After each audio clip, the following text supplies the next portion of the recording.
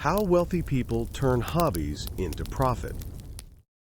Introduction: the $500,000 family photo. Picture this for a moment. You're standing in front of your house with your 4-year-old daughter. There's a house fire in the background. Your little girl makes this mischievous, almost devilish smile. You snap a quick photo. What would you do with that picture? Most parents would post it on Facebook. Maybe get a few likes from relatives. We save it in a photo album somewhere. But Zoe Roth's dad? He did something completely different. That photo became the disaster girl meme. You've seen it everywhere. The little girl smirking while everything burns behind her. It's been shared millions of times across the internet. But here's what most people don't know. In 2021, Zoe sold that childhood photo as an NFT for $473,000. Let me say that again. A casual family photo, taken with a regular camera by a regular dad. Almost $500,000. Think about that for a second. How many photos do you take every week? Every month? How many moments do you capture that could be worth something? Now let me tell you about Oprah Winfrey. In 1996, Oprah started what she called a book club. She'd pick a book she loved and talk about it on her show. Sounds simple, right? Just a woman sharing books she enjoyed reading. That hobby became one of the most powerful forces in publishing. Every book Oprah chose sold over 1 million copies. Publishers estimate her influence was 20 to 100 times greater than any other media personality. 70 books, 55 million copies sold, all because someone loved reading and decided to share that love with others. Then there's Richard Branson. The guy loves adventure, loves pushing boundaries. Most people would call his daredevil stunts expensive hobbies. But in 1987, when Branson flew a hot air balloon across the Atlantic Ocean, that balloon had the Virgin logo painted right on it. The whole world watched. The media went crazy. Virgin Atlantic got billions of dollars worth of free publicity. His hobby became the most effective marketing campaign in airline history. Here's what separates wealthy people from everyone else. They don't see hobbies. They see opportunities. You take photos. They see stock photography, wedding businesses, NFT possibilities. You cook meals. They see catering services, cooking classes, food blogs with affiliate income. You read books. They see book reviews, literary consulting, online courses. You work out. You see fitness coaching, supplement partnerships, workout programs. The difference isn't money. It's not connections. It's not luck. It's mindset. Today I'm going to show you exactly how to make that mental shift. How to look at everything you already love doing and ask one simple question: how can this make money? By the end of this book, you'll never look at your hobbies the same way again. Let's dive in. Chapter 1. It all starts with what you love. Sarah loved the smell of vanilla in her kitchen. Every weekend, she'd bake chocolate chip cookies. Not because she had to, not because anyone asked her to. She just loved the whole process. The mixing, the measuring, the way her house smelled when the cookies were in the oven. She started making extra batches. Her neighbors would smell the cookies baking and stop by. "These are incredible," they'd say. "What's your secret?" Sarah would just smile and hand over a plate. Then one day, her neighbor knocked on the door with an unusual request. "Sarah, my daughter's having a birthday party next weekend. Would you be willing to make cookies for it?" "I'll pay you, of course." That's when Sarah realized something. What brought her pure joy could also bring her income. That weekend job turned into 2 jobs, then 5, then 10. Sarah's hobby became a $3,000 a month side business, all because she started with what she loved. Now, let me tell you about someone who took this much, much further. Martha Stewart's mother taught her how to cook and sew when she was young. Her father taught her about gardening. Her grandparents taught her canning and preserving. Were these lessons, or were they hobbies? Martha just knew she loved creating beautiful things with her hands. In the 1970s, Martha moved to Connecticut with her husband. She restored an old farmhouse. She started a small catering business from her basement. Did she think she was building an empire? No. She was just doing what she loved. Cooking, decorating, making things beautiful. But here's what happened next. That basement catering business became profitable. Really profitable. One catering client introduced her to a book publisher. That led to her first cookbook, Entertaining, in 1982. One book became 10 books. 10 books became a magazine. The magazine became a TV show. The TV show became Martha Stewart Living Omnimedia. Today, Martha Stewart's net worth is $400 million. But here's the most important part. She didn't start by trying to build a business. She started with what she genuinely loved. Think about your own life for a moment. What do you do just because you enjoy it? Maybe you spend hours organizing your closet. Maybe you can't stop taking photos of your food. Maybe you're always giving friends advice about their relationships. Maybe you find yourself watching YouTube videos about woodworking at 2 a.m. Maybe you're constantly rearranging furniture in your apartment. Maybe you're the person everyone calls when they need help with their computer. Here's what most people do. They enjoy these things. Then they feel guilty about wasting time. They think, I should be doing something more productive. What if I told you that wasting time on what you love is actually the first step to wealth? Let me ask you something. When you're doing the thing you love most, how does time feel? Does it fly by? Do you lose track of hours? That's your first clue. That's your brain telling you, this is important. This matters to you. Wealthy people pay attention to that feeling. They don't ignore it. They don't feel guilty about it. They lean into it. Because here's what they know that most people don't. Passion creates expertise. Expertise creates value. Value creates money. But it has to start with genuine love, not with the money. With the love. Sarah didn't start baking because she wanted to make money. She started baking because she loved the smell of vanilla. Martha didn't start cooking because she wanted to be rich. She started cooking because her mother taught her, and it felt like home. That authentic love, that's what makes all the difference. When you're doing something just for money, people can tell. It feels forced. It feels fake. When you're doing something because you genuinely love it, that passion comes through. People can feel it. They want to be part of it. So let me ask you again. What do you love doing just because you love it? Don't overthink it. Don't worry about whether it's practical or profitable. Just think about what makes you lose track of time. Makes you feel most like yourself. That's where your journey begins. Chapter 2. The Pattern Recognition Game. Mark had been taking photos for 15 years. His friends always said, Mark, you should be a professional photographer. He'd just laugh it off. It's just a hobby, he'd say. One day, Mark sat down and really thought about it. Why did he love photography so much? He broke it down into 3 parts.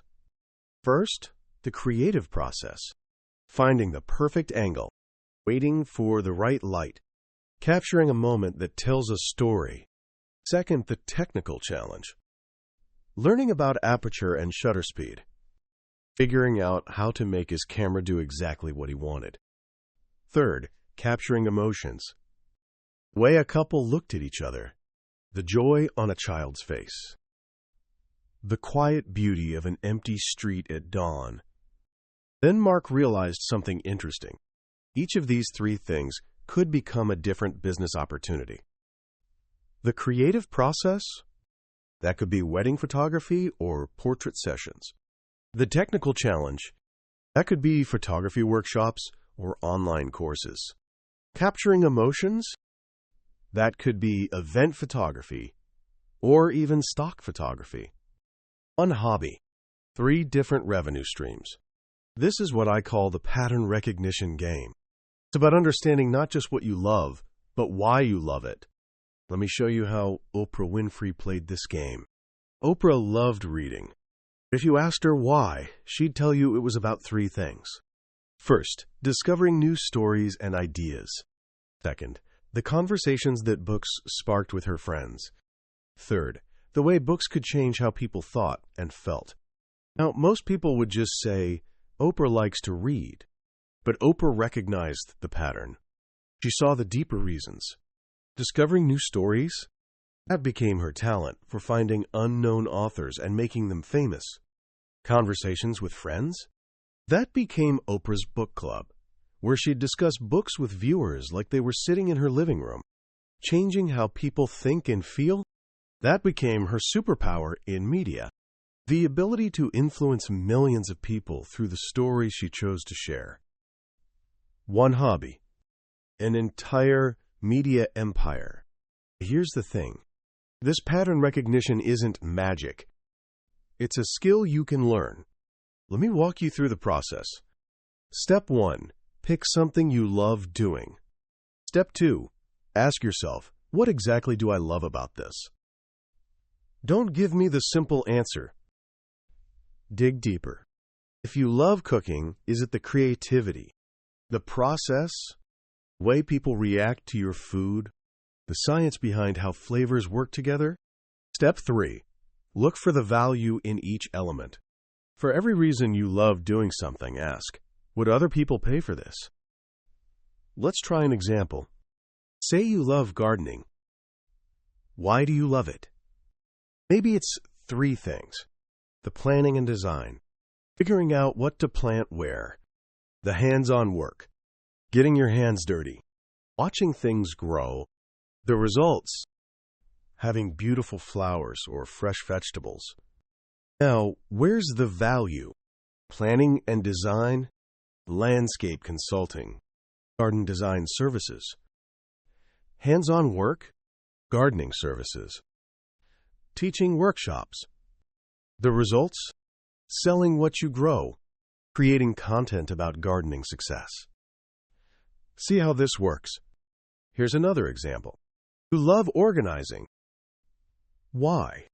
Maybe because you like creating systems that work. You enjoy the process of decluttering and simplifying. You love the feeling of a perfectly organized space. Where's the value? Creating systems? Professional organizing, productivity consulting, the decluttering process, helping people downsize, Marie Kondo-style consulting, organized spaces, home staging, interior organizing, one hobby, multiple business opportunities. But here's the most important part. You're not changing what you love. You're just recognizing why you love it. And once you understand why you love something, you can start to see how other people might value those same things. Richard Branson loves adventure. Why? The challenge of doing something no one's done before. The adrenaline rush of taking risks. The stories and publicity that come from extraordinary experiences. Each of those elements became part of how he built Virgin. The challenge-seeking created innovative businesses. Risk-taking led to bold moves in competitive markets. The publicity from his adventures became free marketing worth billions. So let me ask you this. Think about something you love doing. Really think about why you love it. Not the surface reason, the deep reasons. What are the 3 or 4 elements that make it special to you? Now, for each of those elements, ask yourself, how might someone else value this? Don't worry about having perfect answers. This is just the beginning. But this exercise, this is how you start to see opportunities that have been hiding in plain sight. Chapter 3, From Personal Joy to Shared Value. David loved puzzles, jigsaw puzzles, logic puzzles, brain teasers, anything that made him think differently. He'd spend hours working on a challenging puzzle, completely lost in the process. His friends thought he was a little obsessed. Then David started sharing his puzzle-solving process on TikTok. Not to make money, just because he thought it was interesting. He'd film himself working through a particularly tricky puzzle.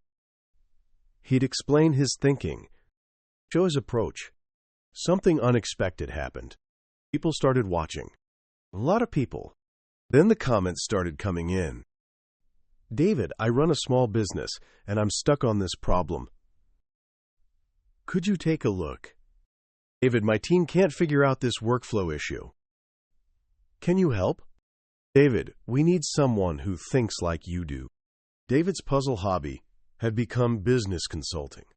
He was getting paid to solve problems for companies, all because he shared what he loved doing. This is the magic of going from personal joy to shared value. When you share what you genuinely love, people are drawn to it. They want to understand it. They want to be part of it.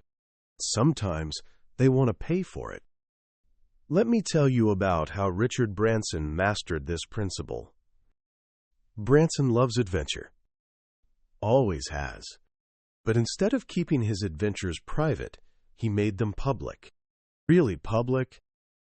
In 1987, he decided to fly a hot air balloon across the Atlantic Ocean. This was incredibly dangerous. Most people thought he was crazy. But here's what Branson did differently. He painted the Virgin logo on that balloon. He invited the media to cover the attempt. He turned his personal adventure into a global event. When that balloon took off from Maine, the whole world was watching. When it crash-landed in Scotland, and Branson had to be rescued by the Royal Navy, it was front-page news everywhere. The result? Virgin Atlantic got more publicity than any airline advertising campaign in history. All because Branson shared his love of adventure with the world. He did it again with speedboat racing. Again with around-the-world balloon attempts. Each time, his personal passion became public spectacle. And each spectacle promoted his business empire. Branson wasn't just having adventures. He was showing the world what Virgin stood for. Risk-taking. Innovation. Pushing boundaries. His hobbies became his brand. But here's what's important. Branson didn't start these adventures to promote Virgin. He started them because he genuinely loved the challenge. The business value came from sharing that genuine passion. This is the key difference between authentic sharing and obvious marketing. When you share something you genuinely love, people can feel the authenticity. They're drawn to it. When you're obviously trying to sell something, people's defenses go up. Martha Stewart understood this perfectly. When Martha started her catering business, she wasn't just cooking food. She was sharing her love of creating beautiful experiences. Every event she catered became a showcase. Not just of the food, but of her entire approach to entertaining. People would attend these events and think, I want my home to feel like this. I want my parties to look like this. Martha's personal joy in creating beautiful spaces became other people's desire to have beautiful spaces in their own lives. That desire became her publishing empire, her TV shows, her product lines, her entire brand. But it started with sharing, with letting people into her world, showing them what brought her joy. So how do you start sharing what you love? First, pick the platform that feels most natural to you. Love writing? Start a blog. Love talking? Try a podcast or YouTube. Love visuals? Instagram or TikTok. Don't overthink this. You're not building a business yet. You're just sharing. Second, share the process, not just the results. People don't just want to see your finished garden. They want to know how you planned it, what you learned, what went wrong, what worked better than expected. People don't just want to see your amazing meal. They want to know why you chose those ingredients. how you figured out the timing, what you'd do differently next time. Third, be genuinely helpful. Don't share just to show off. Share to help others have better experiences with the thing you love. If you love photography, share tips that help others take better photos. If you love organizing, share systems that help others get more organized. If you love cooking, share techniques that help others cook better meals. Fourth, pay attention to the response. What questions do people ask? What help do they need? What are they struggling with? These questions are gold. They're showing you exactly where the value is. When David started sharing his puzzle-solving process, people didn't just watch for entertainment. They started asking for help with their own problems. That's when David realized his puzzle-solving skills had broader application. That's when hobby became business. When people start asking, "Can you help me with this?" or "Do you do this professionally?" that's your signal. That's when personal joy starts becoming shared value. That's when your hobby starts becoming opportunity. Chapter 4. The business structure that changes everything. Lisa spent about $2,000 every year on art supplies. Canvas, paints, brushes, easels. It added up fast.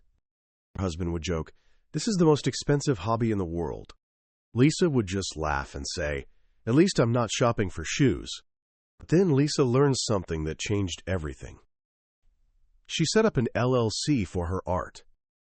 It cost her $200 and took about an hour of paperwork. Suddenly, those same $2,000 in art supplies became business expenses, tax deductions. The IRS was essentially subsidizing her passion. But that's not all. Once Lisa had a business structure, other things changed too. She could open a business bank account. She could get a business credit card with better terms. She could deduct part of her home as a studio space. Most importantly, she started thinking differently about her art. Instead of "I'm spending money on my hobby," it became "I'm investing in my business." Same activity, same passion, completely different mindset. This is the power of business structure. It doesn't change what you love doing. It changes how you think about what you love doing. And let me tell you, wealthy people understand this power better than anyone. Remember those thoroughbred horse owners I mentioned? 6 owners at the 2021 Kentucky Derby had taken a combined $600 million in tax write-offs on their horse racing operations. $600 million in deductions. From their hobby? Here's how it works.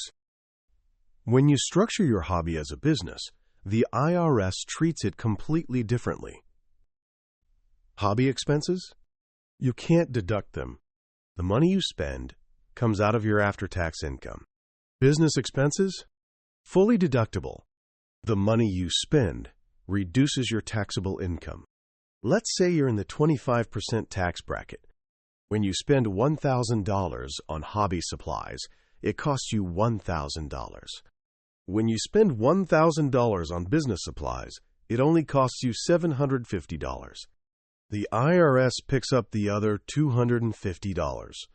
It's like getting a 25% discount on everything you buy for your passion. But the IRS isn't stupid. They have rules. You can't just call your hobby a business and start deducting everything. Here's what the IRS looks for. First, you have to intend to make a profit. You don't have to make a profit every year.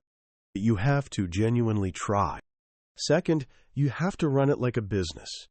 Keep records. Have a business plan. Market your products or services. Third, you have to put time and effort into it. This can't be something you do for 5 minutes a week.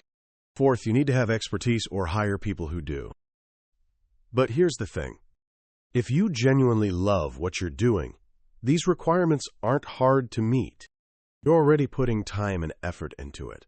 You're already developing expertise. You probably already keep some kind of records, even if they're informal. The biggest shift is the first one. Intending to make a profit This doesn't mean you have to make a profit right away. Most real businesses don't. It means you have to genuinely try to make a profit. And honestly, if you're going to spend time and money on something you love, why not try to make money doing it? Martha Stewart understood this from the beginning. When she started her catering business in the 1970s, she structured it as a real business from day one. She kept proper records. She marketed her services. She reinvested profits into better equipment and more marketing. When she started writing books, those books weren't just creative projects. They were business products designed to generate profit. When she launched her magazine, it wasn't just about sharing her ideas. It was about building a profitable media company. Same passions, same activities, but structured as businesses from the start. That structure gave her access to business loans, business credit, business tax advantages. It let her reinvest profits to grow faster. Most importantly, it changed how she thought about her work. Instead of, "I love cooking and decorating," it became, "I'm building a cooking and decorating empire." Same love, same passion, much bigger thinking. So when should you consider business structure? Here are the signs. You're already spending significant money on your hobby, maybe $500 a year or more. People are asking you to do things professionally. Would you cater my party? Could you take photos at my wedding? You're starting to make some money, even if it's small amounts. You find yourself thinking about your hobby in business terms. I could improve this process. There's a market for that. If any of these sound familiar, it might be time to have a conversation with an accountant or attorney. Don't worry. You're not committing to anything huge. You're just exploring your options. But remember, Lisa, same art supplies, same passion for painting, same creative process. The only difference? Simple business structure that changed everything.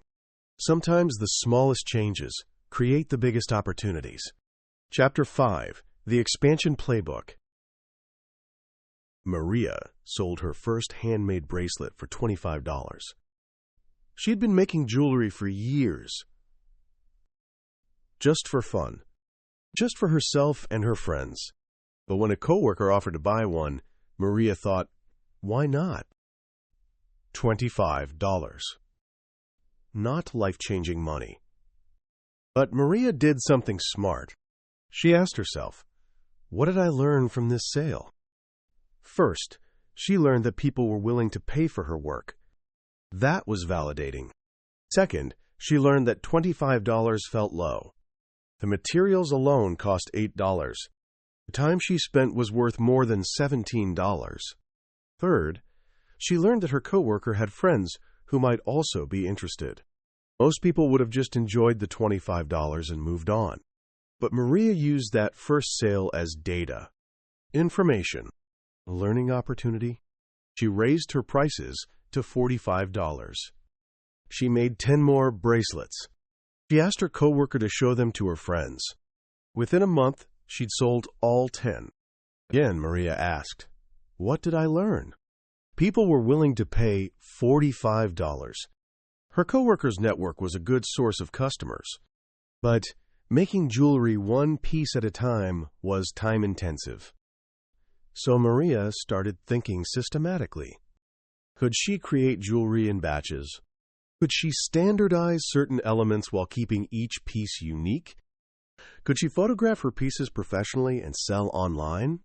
Within 6 months, Maria was making $2,000 a month. Within a year, $5,000 a month.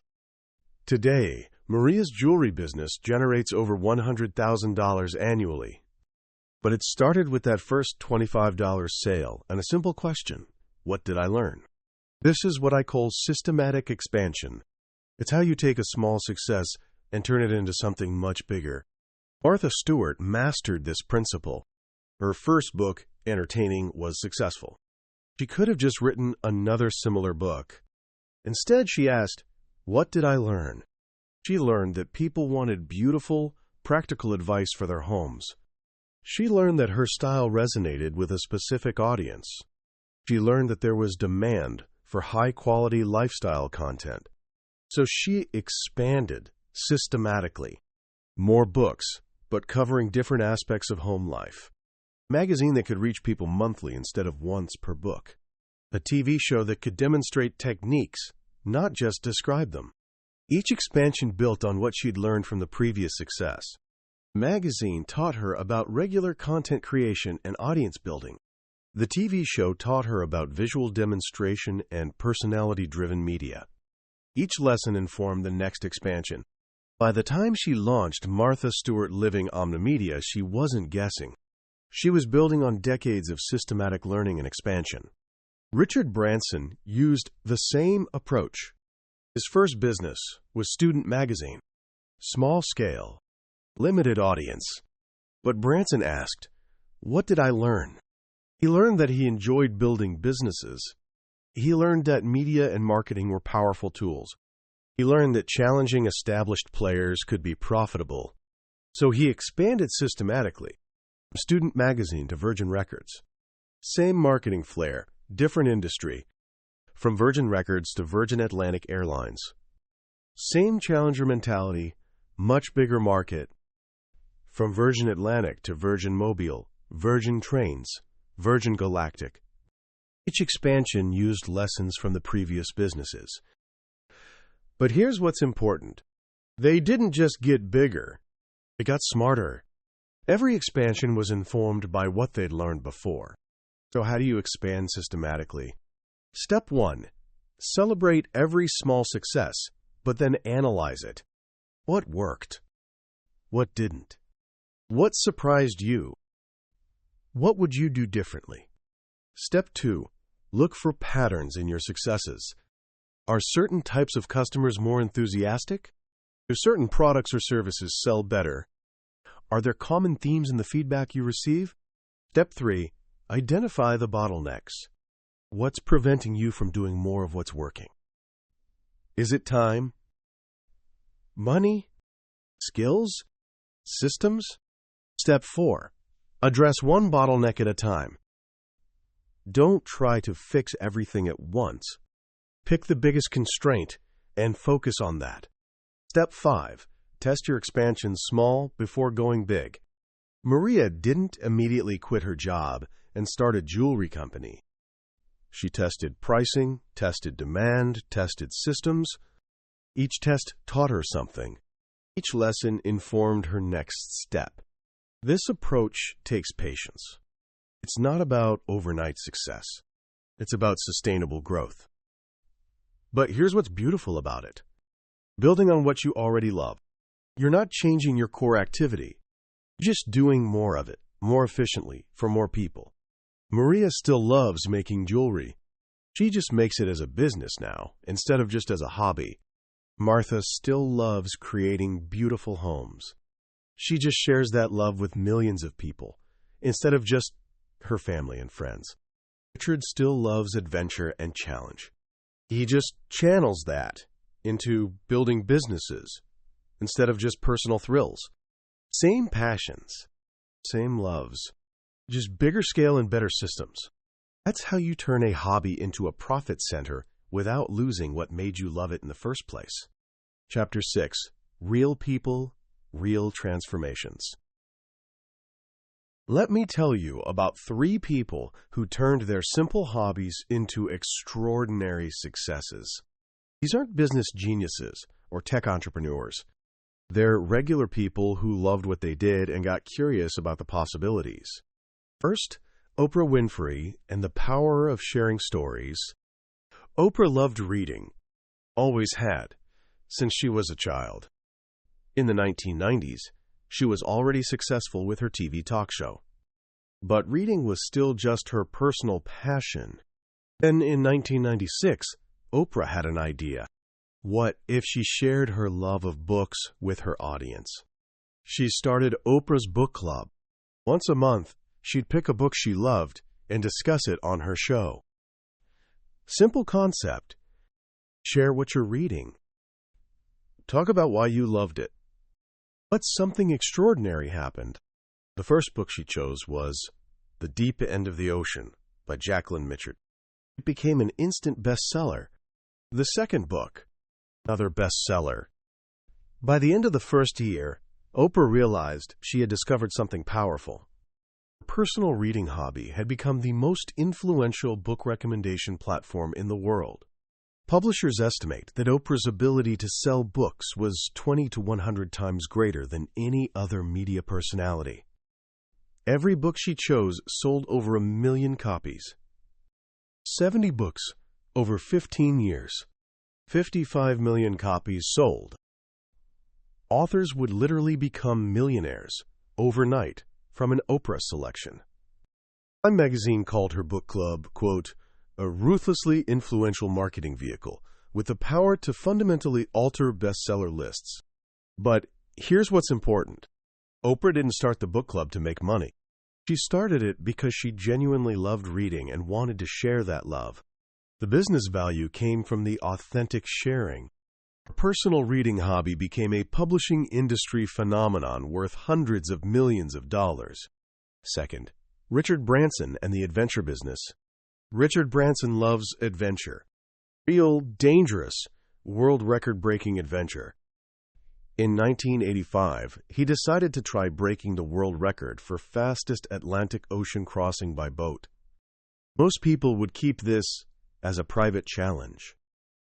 Maybe tell their friends about it. Branson painted Virgin Atlantic Challenger on the side of his boat. He invited the media to cover the attempt.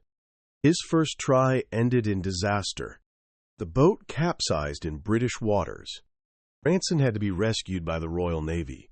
The newspapers had a field day. Some criticized him for wasting taxpayer money on the rescue. But Branson got something more valuable than any paid advertising campaign: global attention for Virgin Atlantic Airlines. So he tried again in 1986. This time, he succeeded. Beat the record by 2 hours. More headlines, more publicity, more brand recognition. Then, in 1987, Branson took on an even bigger challenge. He flew a hot air balloon across the Atlantic Ocean. First person ever to do it.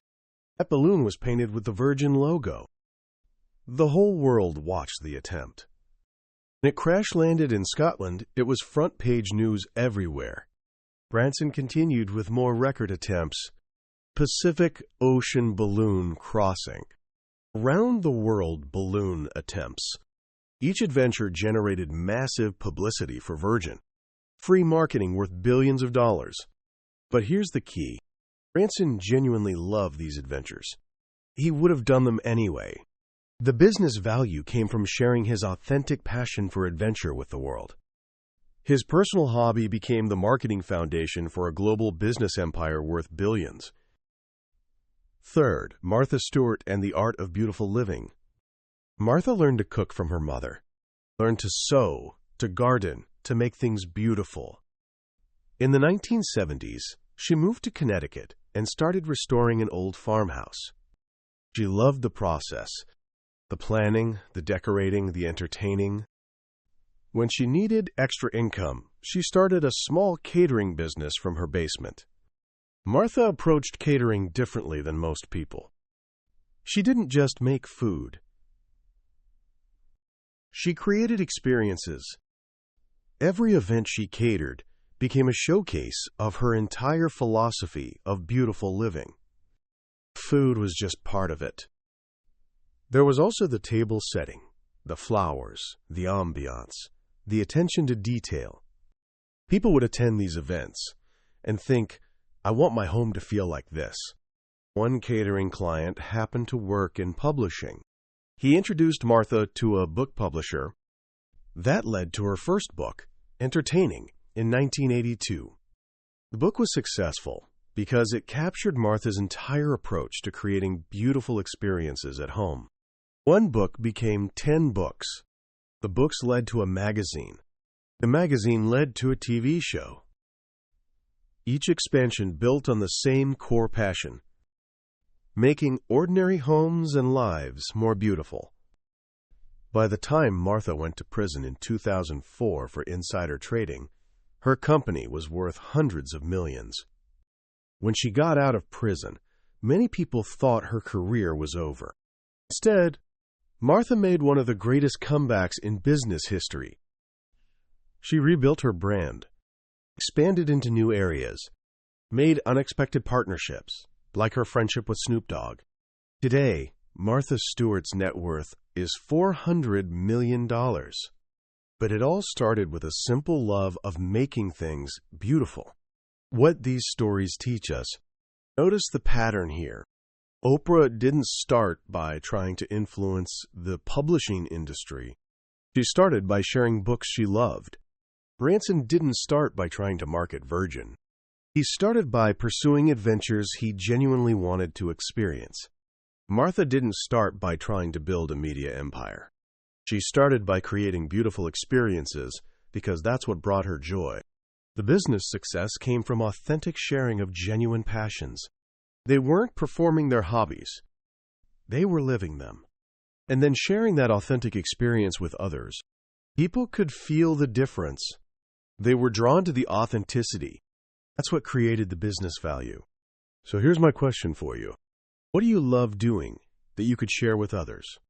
Not because you want to make money, but because you genuinely love it and think others might benefit from your experience. Start there. Start with authentic sharing. The business opportunities will reveal themselves. Chapter 7. Your Personal Discovery Map. You don't need to quit your job or make dramatic changes. You don't need to have everything figured out before you start. You just need to start paying attention to what you already love doing.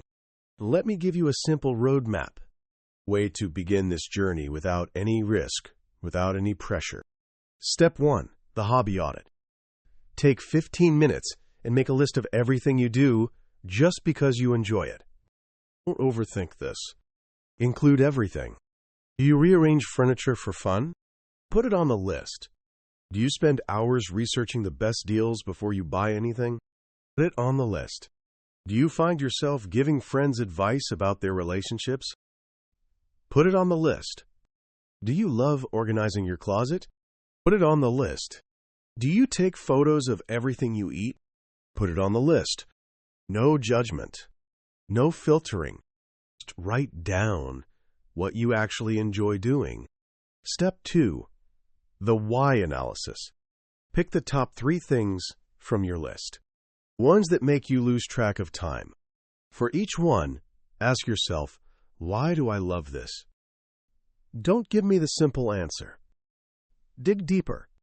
If you love cooking, is it the creativity, process, the science, the way people react to your food? If you love organizing, is it the visual transformation, the problem solving, systems thinking, the feeling of control? If you love taking photos, is it the artistic expression, the technical challenge, the memory making, the storytelling? Write down at least 3 reasons for each hobby. Step 3. The value check. For each reason you wrote down, ask, would someone pay for this? Be honest. Be realistic. But also be open-minded. People pay for creativity. They pay for problem solving.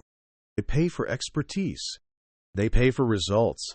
They pay for experiences. They pay for convenience. Your organizing skills? Professional organizers make $50 minus $100 per hour. Your cooking talent? Personal chefs make $200 to $500 per event. Your photography eye? Wedding photographers make $2,000 to $5,000 per wedding. Your advice-giving ability? Life coaches make $75 to $200 per session. Don't worry about whether you're qualified yet. We're just looking for possibilities. Step 4. The 30-day experiment.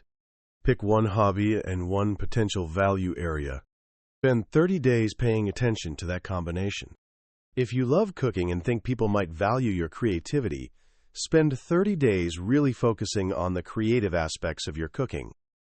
Try new combinations. Document your process. Share photos of your experiments. If you love organizing and think people might value your problem solving, Spend 30 days really focusing on the systems you create. Document your organizing projects. Share before and after photos. Explain your thinking process. The goal isn't to start a business yet. The goal is to get curious, to pay attention, to see what happens when you focus. Step 5. The share test. During your 30-day experiment, share what you're doing.